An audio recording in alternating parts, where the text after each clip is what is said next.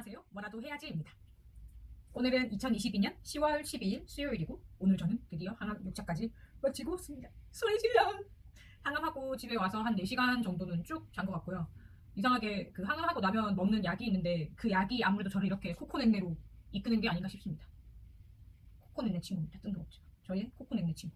저는 지금 삼성서울병원에서 임상 항암을 첨예하고 있고요. 임상 항암을 첨예하게 된 것은 일단은 재발을 했기 때문에 있고, 작년 이맘때쯤에 딱 정말 1년 전이네요. 1년 전에 그 허리 통증으로 인해서 뼈 검사도 하고 여러 가지 검사를 하다가 한 2주 정도의 시간에 걸쳐서 알게 된 게 거대 비세포 림프종 사기로 판정이 났었고요. 그때 당시에는 뭐 1기, 2기, 3기, 4기 뭐 다른 거 볼 거 없이 이미 뼈에 전이가 된 상태였기 때문에 바로 사기 판정을 받았습니다.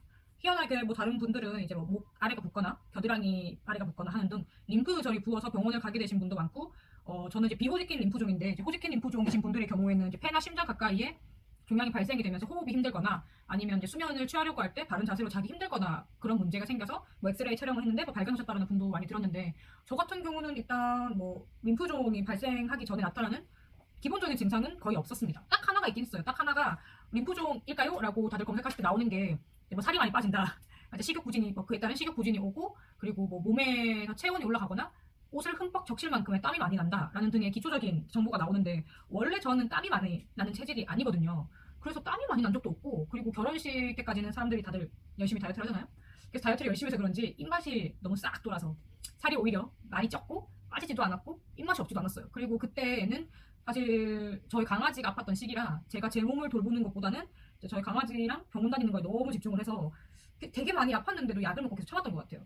병원을 안 갔던 건 아니고 그 전에 회사 근처에 있는 정형외과도 갔었고, 정형외과에서도 이제 진통제를 처방을 받았는데 이게 어느 순간 통증이 약을 먹어도 케어가 되지 않더라고요. 그래서 몇 번이나 진통제를 바꿨는데 더 이상 진 적이 없어서 이게 신경 쪽에 문제가 있는가 보다, 단순하게 허리 디스크가 문제가 아니고 신경 쪽에 문제가 생겼구나 라는 생각이 들어서 그 신경외과 쪽으로 한 번 더 옮겼었고요. 그리고 신경외과에서도 사실 뭐 엑스레이를 촬영을 해도 무슨 문제가 나오지가 않고, 허리는 아마 골반이 삐뚤어서 이렇게 뭐 좀 통증이 오는 게 아닐까라는 의견을 주셔서 거기서도 진통제를 한 2-3번 받고 가면서 그 도수치료와 함께 치료를 병행했었어요. 근데 이게 점점 심해진 게 어떤 느낌이냐면, 저는 이제 허리가 표현을 허리라고는 하는데 정확히는 오른쪽 꼬리뼈, 골반이 이렇게 있으면 그 꼬리뼈 오른쪽 부분만 계속 아팠거든요. 거기를 정말 그 끌고 있는 끌 같은 걸로 이렇게 긁는 느낌? 이렇게 따갑기도 하면서 욱신욱신한, 정말 이게 전반적으로 아픈 게 아니고 그 꼬리뼈 딱 한 스팟만 계속 아파서, 이게 앉아있을 때는 꼬리뼈가 뭐 꼬리뼈 아래에 있는 꼬리뼈가 아니고 그 등 쪽에 가까운 꼬리뼈다 보니까 뭐 아플 일이 없는데, 자려고 침대에 누우면 이게 너무 아픈 거예요. 이 닿는 허리 바닥면이 너무 아픈 거예요.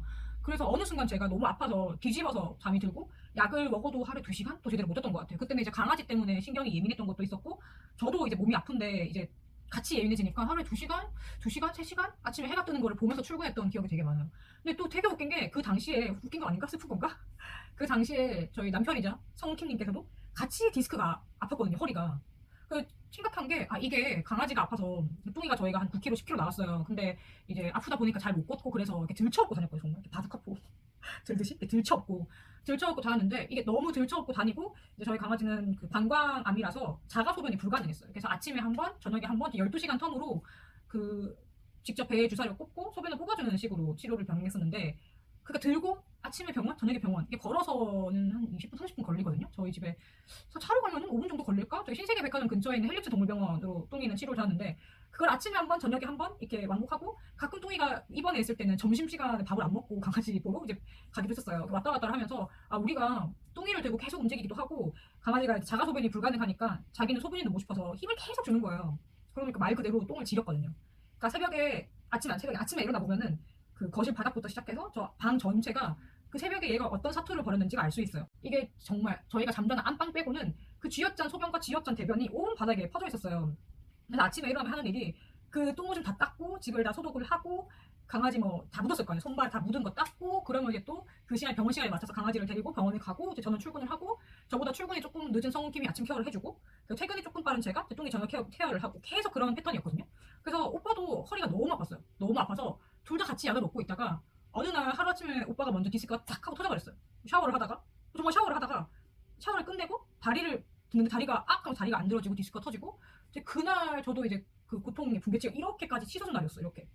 그래서 이게 정말 상황이 안 좋은 건 맞다, 상황이 좋지 않은 게 맞다, 빨리 병원을 가야 한다 라고는 알고 있는데, 계속 그때 저는 아까 말씀드린 것처럼 정형외과도 갔고 신경외과도 갔단 말이죠. 그리고 나중에는 신경외과까지 걸어갈 힘이 없는 거예요. 너무 아파서. 그래서 회사 근처에 한의원까지 가서 침도 맞았어요. 침도 맞고, 침 맞고 나니까 괜찮은 거예요. 하루 이틀 정도 괜찮은 거예요. 그래서 역시 한국인, 나는 한국인, 양약이 아니고 한의학이 맞는가 보다 라고 했는데, 그러고 난 다음부터 이제 한두 번까지 효과를 보고 세 번째 이후로는 효과를 못 보고 점점 이제 약이 안 들었어요. 아예 약을 먹어도 먹지 않아도 통증이 거의 동일하다라고 보시면 될 것 같아요. 근데 그러다가 제일 처음에 그 꼬리뼈 부분이 아팠으면 정말 딱 이 오른쪽 갈비뼈 한 개만 아픈 거예요. 근데 사람이 등이 아프면 등이 아픈 거지 갈비뼈 딱 하나만 아프기 힘들잖아요. 역시 또 생각한 게 우리 뚱이를 내가 바주카포처럼 들고 다녔다. 그래서 여기 금이 갔는가 보다라고 해서 또 엑스레이를 촬영했는데 금 간 흔적이 없대요. 아무 문제가 없대요. 아마 역시 골반과 마찬가지로 우리 오른쪽이랑 오른쪽 갈비뼈, 오른쪽 골반이 아픈 거니까 마찬가지로 아예 전체적인 자세가 좋지 않아서 그럴 것이다 라는 의견을 들으면서 저는 계속 9월달까지 버텼습니다. 근데 9월 초에 저희 강아지가 이제 그 방사선을 먼저 치료를 하고 그 다음에 항암 치료를 똑같이 했어요. 사람이 쓰는 항암제랑 똑같아요. 항암을 하고 백혈구 촉제 맞고 3주 텀으로 항암하고 일주일 뒤에 백혈구 촉제 맞고 그런 식으로 똑같이 사람 똑같이 했어요. 지금 생각하면 제가 해보니까 알겠는데 이건 시킬 게 아니다. 내가 그때로 돌아간다면 방사선 치료는 정말 괜찮거든요. 이게 좀 피로하기는 해도 삶의 질이 막 떨어지거나 하진 않는데 항암 치료는 인간의 욕심이었다. 아무것도 모르는 강아지에게 하기에는 조금 미안한 감정이 많이 드는 건 사실입니다. 그 이해를 시킬 수가 없잖아요. 왜 이 치료를 해야 되는가? 이 힘든 거를 왜 해야 되고 그거를 이해시킬 수가 없는 그 생명체한테 항암 치료를 한 거는 저희 판단 미스라고 생각합니다. 여튼 그러고 난 다음에 강아지가 죽고 일주일 만에 일을 하다가 까치발이 오른쪽에 까치발이 이렇게 안 들어지더라고요. 근데 그때 전에도 디스크가 터졌냐 안 터졌냐 판정을 하는데 까치발이 토가 앞으로 들어진다고 뒤꿈치로 들어진다 이걸로 판정을 한다고 했는데 그때까지는 아무 이상이 없었거든요. 근데 일을 하다가 왜 까치발이 안 들어지네? 이거 진짜 디스크가 드디어 버티다가 터졌구나 라고 생각을 하고 그때 제가 다니던 병원이 저희 부장님께서 다니던 재활의학과인데 부장님이 제가 같은 통증으로 출근도 잘 못할 경우도 있고 너무 힘들어하니까 그 병원 한번 가보라고 추천해 주셨어요. 그래서 한 2주 정도 그 병원 다니면서도 치료를 받는데 그 병원 원장님도 왜 자꾸 MRI 안 찍냐, MRI로 자기는 왜 안 찍는지 이해가 되지 않는다. 그때도 이제 양쪽 다리가 이렇게 다 펴지는 게 아니고 한쪽은 종아리 뒷부분이 이제 퍼지지가 않아서 오른쪽은 이렇게 약간 굽혀진 상태로 되고 다리를 혼자 이걸 들지를 못했거든요. 누워서. 그래서 빨리 MRI를 찍는 게 좋을 것 같아 라고 했는데 사실 그때 강아지한테 들어가는 비용이 굉장히 컸어요. 의료 민영화에 대해서 말이 많잖아요. 의료 민영화를 확인하고 싶으시다. 강아지를 키우시고 노견의 강아지를 병원에 데려가 보시면 우리의 의료 민영화가 어떻게 될 것인지 보입니다. 가면 월급 50%, 그 다음에 또 가도 월급 50%. 그나마 그 뚱이 다니던 병원은 원장님이 사실 되게 많이 신경 써주셔서 그 정도지. 그 당시에는 뚱이한테 병원비가 많이 들어가고 있었기 때문에 사실은 저한테 쓰는 그 MRI 찍는 비용이 너무 아까운 거예요. 나는 참을 수 있다. 난 사람이니까. 나는 생각이 있는 사람이니까. 아프면 약 먹고 아프면 병원 가고 괜찮을 것이다 라고 생각해서 사실은 좀 버티기도 했었어요. 괜찮을 것이다. 그래서 그 선생님한테도 제가 근데 강아지가 너무 아파서 말로는 그렇겠죠. 지금 시간 낼 수가 없다. 조금 더 강아지 컨디션이 괜찮아지면 MRI 촬영하러 갈게요 라고 말씀을 드렸는데 그거 말이 끝나고 얼마 안 돼서 다리 마비가 와서 그 병원에 먼저 연락을 드렸어요. 제가 지금 토가 안 된다. 토로 이렇게 딛고 서는 게 안 된다. 선생님께서 이제 진짜 안 된다. MRI 빨리 찍으러 가시자. 자기 지금 너무 불안하다. 이렇게 말씀해 주시고 이제 고려병원이라는 곳에 직접 연락을 넣어주셨어요. 넣어주셔서 이제 본인이 보는 환자인데 그 진료를해서도 빨리 하나 써줄 테니까 이거 들고 가라. 그러면 봐줄 거다. 가셨는데 처음에 이제 제가 너무 멀쩡히 또박또박 이렇게 들어오고 나이도 많지도 않고 멀쩡하게 그러니 보니까 그 고려병원에서는 왜 오셨어요? 아니 괜찮으신데 여기 왜 오셨어요? 약간 반은 투명하게 아니면 반은 좀 너 꾀병 아니야? 약간 이런 표정이었던 것 같아요. 왜 왔냐 이렇게 물어보시더라고요.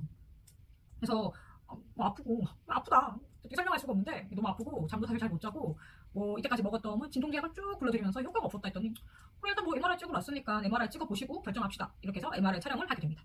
저는 그때가 생애 첫 MRI 촬영이었어요. 약간 그 텔레토비 아시나? 그 텔레토비 청소기가 내는 소리들이 30분 내내 하니까 정신이 너무 없는 거예요. 정신이 진짜로 약간 까무라칠 것 같은 느낌이 들다가 정신이 들고 계속 반복했던 것 같아요. 근데 그렇게 30분에서 45분 정도? 45분 정도 점검받고 나오는데 그 MRI 영상실에 계시는 과장님께서 아가씨 괜찮아? 아가씨 괜찮으면 안 되는데 아가씨 진짜 괜찮아요? 라고 제 차 물어보시는 거예요. 제가 웃으면서 아니 안 괜찮은데요. 아파서 찍으러 왔죠 라고 하니까 아가씨 지금 웃으면 안 될 정도일 것 같아. 웃을 수가 없는 통증의 강도여야 한다. 이상한데? 근데 일단 위에 가서 정형외과 과장님이랑 말씀을 좀 나눠봐야 될 것 같아 이렇게 말씀하시고 올라갔어요. 그때까지 아무 생각이 없었어. 그제 생각으로는 제가 일하는 도중에 나왔기 때문에 빨리 회사 연구실에 가서 샘플 준비를 해야 되는데 내가 샘플을 만들다가 나왔는데 계속 이 생각이 솔직히 있었어요. 샘플 만들어야 하는데 샘플 야근인가? 내일부터 야근인가? 이 생각을 하고 있었어요. 그때 연휴 직전이니까. 근데 이제 그 정형외과 앞에서 대기를 하고 있는데 제일 처음에 저를 봐줬던 선생님 말고 그 고려병원의 원장님께서 이렇게 부르시더라고요. 그래서 옆방에 봐주셨던 분이 지금 수술 들어가셔서 자기랑 좀 이야기를 하자라고 들어갔더니 계속 아가씨 심각한 건 아니고 저는 심각한 거 아니고 그냥 우리가 조금 신경이 쓰여서 그래라고 너무 뜸들이신 거예요. 근데 자꾸 그렇게 말하면 더 불안한 거죠. 차라리 이렇게 이야기했으면은 딱 끝났을 건데 계속 괜찮을 거예요. 괜찮을 거고 설명을 잘 해주겠다 하면서 이렇게 영상을 딱 띄워주더라고요. 그랬더니 이 부분은 원래는 까맣게 나와야 하는 부분인데 여기 골반부터 시작해서 오른쪽 다리로 내려가는 신경 다발을 타고 아예 하얗게 변했다. 근데 우리가 이게 염증 때문에 이렇게 나온 건지 아니면 정말 디스크의 문제인 건지 좀 애매모호하다 라고 이야기를 하는데 제일 처음에 저를 봐주셨던 정형외과 선생님이 들어오시더니 근데 원장님 제가 이야기할게요. 그럼 제 방으로 가시죠? 라고 해서 또 방을 이렇게 옮겨갔어요. 옆방으로 옮겨가서 저는 이제 그 환자 진찰을 보는 의자에 앉아있고 그 원장 선생님이랑 대표 원장 선생님이랑 저를 봐주셨던 정형외과 선생님 그리고 밑에서 영상실에서 촬영해 주셨던 과장님 세 분이 제 머리 위에 세 분이 이렇게 삼각형으로 서서 계속 무슨 이야기 하세요. 근데 불안하잖아 사람이. 내가 저 심각한 거예요? 저 뭐 안 좋아요? 이렇게 여쭤봤더니 아니래 색다르다. 소설이 맞추면서 아니래. 그러더니 정말 미안한데 MRI 한번 더 찍으면 안 되냐 이렇게 여쭤보시는 거예요. 근데 아까 말씀드렸던 것처럼 저는 그 당시엔 돈을 많이 써서 저 방금 MRI 결제하고 왔다. 또 돈 내야 되냐? 또 돈 내야 되는 거냐? 이렇게 했더니 아니래. 조영제 값만 받고 촬영을 다시 하는 거니까 조영제 값만 들 거래. 그래서 알겠다고 했어. 내가 왜 조영제를 맞는 거예요? 여쭤봤어요. 그때까지 찍어본 적이 없으니까. 근데 그랬더니 이 조영제를 맞아야 지금 문제가 있는 부위를 좀 더 세밀하게 볼 수가 있대요. 정말 이게 염증인지 아니면 다른 반응 때문에 세밀하게 볼 수 있으니까 이거를 보고 난 다음에 우리가 어떻게 행동을 할지를 결정하도록 하자라고 하셔서 또 촬영을 했어요. 그 촬영은 처음은 짧았어요. 한 20분? 20분 걸렸나? 20분 정도 보고 다시 저를 봐주셨던 정형외과 선생님 방에 들어갔더니 표정이 안 좋으신 거예요. 일단 이거는 뼈에 생긴 결핵일 수도 있고 저는 결핵이 뼈에도 생길 수 있다는 걸 처음 알았어요. 뼈에 생긴 결핵일 수도 있고 혹은 염증 반응일 수도 있고 다행히 염증이면 좋겠다. 염증이면은 정말 그냥 한 보름 정도만 매일매일 그 항생제 투여만 하면 낫는다. 근데 결핵이면은 한 3주 정도 입원을 하면서 치료를 할 수도 있고 3주를 해도 안 되면 더 조금 길게 할 수도 있다. 이런 말씀을 하시면서 그래도 큰 문제는 아닐 것 같은데 우리가 지금은 이게 작은 병원에서 하긴 힘드니까 대학병원으로 가라. 대학병원 응급실로 가셔서 무조건 병상 확보를 하시는 게 본인은 지금부터 해야 할 일이다 라고 말씀해 주셨어요. 그래서 그때 제일 집에서 가까이에 있는 게 그 강남 성모병원 이어서 응급실에 가게 됐습니다. 강남 성모병원에서 입원을 바로 했었으면 좋겠지만은 그때 저는 입원을 못했어요. 일단 코로나가 다시 막 번지기 시작해서 병상도 없는 상태이기도 했고 그날 제가 갔던 날이 무슨 일 때문인지 모르겠지만 그 베드를 내려주실 수가 없는 상황이셨어요. 근데 이제 제가 들고 간 응급실에 제가 촬영했던 MRI 그 CD랑 영상지랑 제 소견서도 같이 제출을 했어요. 소견서가 어마무시하게 써셨더라고요. 그 선생님께서 이 소견서면 입원 문제 없다라고 하신 호언장담을 하셨는데 정말 대박 디테일하고 엄청 세밀하게 적어주셨어요. 처음에 그 약간 좀 이런 느낌만 다르게. 근데 그때 이제 영상을 보셨는데 그분께서는 아마 이거는 결핵보다도 뼈에 생긴 뼈 결핵보다도 염증 반응인 것 같아. 이 염증 반응은 항생제 투여로 충분히 치료를 할 수 있는 거기 때문에 대학병원 말고 2차 병원이라나? 그 병원으로 전원을 하시면 좋겠다라고 해서 전원을 하게 됩니다. 되게 짧게 설명했지만은 그날 응급실에 5시에 가서 새벽 2시까지 일단 검사가 있을지 모르니까 물도 먹지 말고 그때 금식이었거든요. 근데 그때는 이제 통증이 누워 있을 때만 통증이 오는 게 아니고 갈비뼈도 같이 아팠잖아요. 숨을 쉴 때마다 이렇게 숨을 크게 쉴 수도 없고 기침을 못했어요. 이게 너무 아파서. 근데 그 7시간, 8시간, 9시간 동안 물은 고사하고 진통제를 못 먹으니까 사람이 미치겠는 거예요. 너무 아픈데 진짜로 약을 못 먹으니까. 그리고 그 병원 전원을 해야 한다고 해서 성모병원 응급실에서 코로나 검사를 먼저 하고 바로 이제 해민병원으로 넘어가게 된 게 새벽 5시에서 6시였어요. 12시간 정도는 그냥 시간이 지나갔죠. 거기서도 금방 안 됐어요. 사실은 그 찾아간 다음 날이 저를 봐주셔야 하는 선생님의 개인적인 사정으로 인한 휴가셔가지고 못 빼고 그 다다음 날 교수님께서 오셔가지고는 이 병원에 왜 왔냐? 너 이 MRI 기기를 제출한 건 맞냐? 이 MRI 결과를 보고도 널 이 병원으로 전원을 시킨 병원도 이제 어디냐면서 노발대발 하시는 거예요. 그래서 이제 상황을 설명을 드렸고 결국에는 우리 병원에서는 치료 불가다. 내가 항생제 맞으면 된다고 해서 항생제 맞고 있었는데요 라고 했고 실제로 그때 이제 전원 신청했었을 때 막 말씀드렸어요. 어떤 상태 때문에 왔냐, 어떻게 치료 방향은 그쪽에서 뭐 치료 프로토콜 같은 거 알려주신 게 있냐 라고도 물어보셨고 전원 신청서를 줄 때 거기 약물을 적어주세요. 이런 약을 투여하면 됩니다라고 해서 3시간마다 하루에 8번씩 항생제를 맞고 있는 상태여가지고 손발이 퉁퉁 불었었거든요. 항생제 맞고 항생제 끝났다 하면 또 돌아서 항생제, 자고 있으면 또 찌르면 항생제. 그래서 이틀간 제가 16번의 항생제를 이미 맞은 상태였는데 너 이거 왜 맞냐, 아무 소용이 없다라고 하시니까 좀 당황했어요. 또 다시 그래서 저 재활의학과 선생님께 연락을 드렸죠. 저 어제 덕분에 MRI 촬영도 잘하고 왔고 이런 일이 있었는데 결국엔 대학병원을 가야 될 것 같다라는 소리를 다시 받았다 라고 해서 그때 찾아간 게 강남 세브란스 병원과 아산병원입니다. 바로 입원이 가능한 곳으로 가는 게 제일 좋다라는 이야기를 많이 들어서 그 아산병원에서도 제 기록을 보고는 되게 급하게 진행을 해야 될 것 같다라고 말씀하셨어요. 저는 그때 혈압내과로 간 게 아니고 그때까지는 계속 허리 디스크에 그 감염 혹은 결핵이기 때문에 감염내과로, 아산은 감염내과로 갔고요. 일단 척추에 생긴 거기 때문에 강남 세브란스에서는 척추신경과로 갔습니다. 아산병원 같은 경우는 연휴가 끼어 있고 그때 제가 10월, 9월 10일, 14일 정도 찾아갔었거든요. 병원을 갔는데 그때 이제 추석 연휴가 끼어 있기도 했고 해서 아예 그냥 추석 연휴가 끝나기도 해야 될 것 같고 이 감염 중에서도 이제 뼈에 감염된 것 같은 경우는 본인과가 아니고 다르게 잘 봐주신 교수님이 계신데 그분 입원실이 비는 날이 10월 초일 것 같다. 10월 4일, 3일 이렇게 말씀해 주셔서 아산병원에서 10월 3일, 4일 정도 되는 입원 수속을 먼저 밟았고요. 같은 날 세브란스에서 척추신경외과 김광현 교수님께 받았을 때는 그분도 MRI 보고 같이 노발대 하셨어요. 도대체 어느 들이 여길 했냐 네 하셨고요. 되게 급하게 진행해 주셔야 될 것 같다. 마찬가지로 급하게 해야 될 것 같다고 해서 9월 22일 날 입원을 하자라고 했습니다. 그때가 추석 연휴 끝나기 마지막 날이었던 것 같아요. 그리고 제 생일이었죠. 연휴가 시작되기 딱 그 시점이라 가지고 회사에는 당연히 이제 그 결핵 염증을 생각해서 추석 연휴 끼고 한 일주일 정도는 휴가들을 내야 될 것 같다.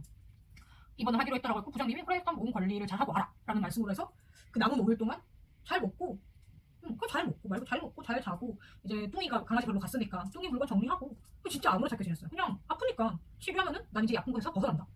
근데 그렇게 하고 나서 이제 9월 22일 날 입원을 하고 그때부터 뭔가 상황이 모든 게 빠르게 흘러갔어요. 빠르게 흘러가서 이제 처음에는 이제 뼈에 났으니까 뼈 검사도 했고요. 저는 자궁 쪽에도 4.8cm 정도의 혹이 보여서 그 생검도 해갔고요. 한 그렇게 2주 정도는 생검 검사 또 검사하겠는데 그랬던 것 같아요. 근데 그때는 불안하지 않았던 것 같아요. 불안해봤자 내가 할 수 있는 건 없고 치료는 내가 아니고 여기 유능하신 많이 배우신 우리 교수님들이 해주실 거고 걱정할 게 하나도 없다고 생각을 했고 그 이인실에서 정말 띵가띵가 웃으면서 있었거든요. 근데 그러다가 정말 딱 하루 성킴이 이제 보호자로 없고 일 때문에 나갔는데 그날 이제 오른쪽 다리 신경이 말 그대로 불에 탔습니다. 이게 탔다라고 표현을 하시는데 표현을 제가 한 게 아니고요. 신경이 탔다라고 표현하시더라고요. 약간 그때 이제 암이 이게 림프종 같은 경우는 서서히 진행되는 호지킨도 있고 뭐 말트도 있고 제가 다른 종류는 잘 모르겠네요. 그런 종류도 있는데 제가 지금 이 치료하고 있는 림프종 같은 경우는 속도가 엄청 빠르게 진행됩니다. 한 달 만에 진행되시는 분도 있고 3개월 만에 되시는 분도 있고 정말 속도가 엄청 빠르는데 나중에 이게 저는 한참 뒤에 조직 검사서를 보고 가는데 제가 가지고 있는 이 림프종은 또 유난히 좀 빠른 편에 속하더라고요. 그래서 오른쪽 다리로 내려가는 신경 다발에 암이 침투를 하면서 거기를 아예 이렇게 먹어버렸다, 불태워버렸다라고 표현을 하셔서 그때부터 지옥이 시작이었습니다. 이게 다리 신경이 교감신경이 엄청 활발하게 움직여요. 그냥 아픈 거야, 계속 아파요. 마약성 진통제를 먹어도 아프고 패치를 붙여도 아프고 주사로 맞는 것까지도 맞았는데 4시간에 한 번씩밖에 처방이 안 내려와요. 그냥 이를 안 먹고 참는 거예요. 그 4시간이 오기를 시계 못 기다리면서. 근데 너무 투머치 인포메이션인가 TMI인가요? 여튼 그렇게 저는 2주간의 검사를 마치고 림프종 사기로 판정을 받았습니다. 무슨 이야기를 여기까지 왔지? 다시 돌아오도록 하겠습니다. To be continued.